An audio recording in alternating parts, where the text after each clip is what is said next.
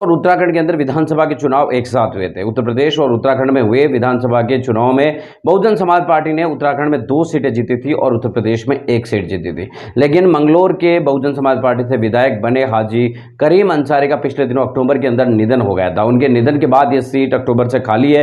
अब यहाँ पर इस सीट पर उपचुनाव होने की है वो ऐलान होने वाली है। ऐसे में बहुजन समाज पार्टी इस सीट पर उपचुनाव लड़ेगी या नहीं, इसको लेकर कहीं ज्यादा सस्पेंस बरकरार है। लोकसभा चुनाव से पहले बहुजन समाज पार्टी ने यहाँ पर हाजी करीम अंसारी के बेटे मोंटी को यहां पर टिकट देने का ऐलान किया था और उन्हें प्रचार प्रसार में जुट जाने के लिए भी कहा था। लेकिन लोकसभा चुनाव परिणामों के अंदर आए बुरी तरीके से नतीजों ने बहुजन समाज पार्टी को काफी ज्यादा निराश कर दिया है। उत्तराखंड के अंदर आने वाली मंगलौर सीट पर लगने वाली लोकसभा सीट पर बहुजन समाज पार्टी को केवल मात्र 5500 वोट है वो मिले, जिसकी वजह से बीएसपी के कार्यकर्ताओं में काफी ज्यादा निराशा है। अब यह देखना सस्पेंस है वो बरकरार है कि बहुजन समाज पार्टी मंगलौर की सीट पर चुनाव लड़ेगी या नहीं। बहुजन समाज पार्टी के प्रदेश अध्यक्ष ने इस बात की जानकारी दी है कि बीएसपी सुप्रीमो मायावती जी की तरफ से अभी तक कोई भी संदेश प्राप्त नहीं हुआ है कि मंगलौर के चुनाव में उपचुनाव लड़ना है या नहीं लड़ना है। बहुजन समाज पार्टी की अगर बात करें तो मंगलौर की सीट पर पिछले 5 चुनाव में बहुजन समाज पार्टी ने 4 बार जीत हासिल की है। इस समय बीएसपी का गढ़ कहे तो उसमें कोई अतिशयोक्ति नहीं होगी। लेकिन इस बार बहुजन समाज पार्टी वापस उपचुनाव लड़ेगी या नहीं, इसको लेकर काफी ज्यादा दिलचस्पी यहां बढ़ी हुई है।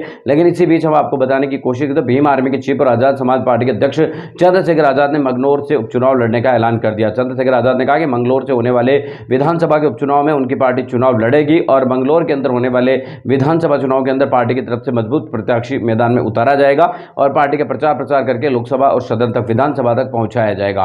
दरअसल आपको बता दें कि बहुजन समाज पार्टी को लेकर अभी सस्पेंस बरकरार है, लेकिन आजाद ने मंगलौर की सीट से उपचुनाव लड़ने का ऐलान कर दिया। साथ ही उत्तर प्रदेश में खाली हुई 9-10 सीटों के ऊपर भी जो उपचुनाव होने उसको लेकर भी चंद्रशेखर आजाद ने यहां पर एक तरीके से प्रतिक्रिया देते हुए साफ कहा कि उनकी पार्टी की तरफ से विधानसभा के उपचुनाव है वो लड़े जाएंगे। यानी कि नगीना से चुनाव जीतने के बाद चंद्रशेखर आजाद काफी ज्यादा उत्साहित नजर आ रहे हैं। अब उनकी कोशिश लोकसभा के बाद विधानसभा में भी अपने लोगों को भेजना दिखाई दे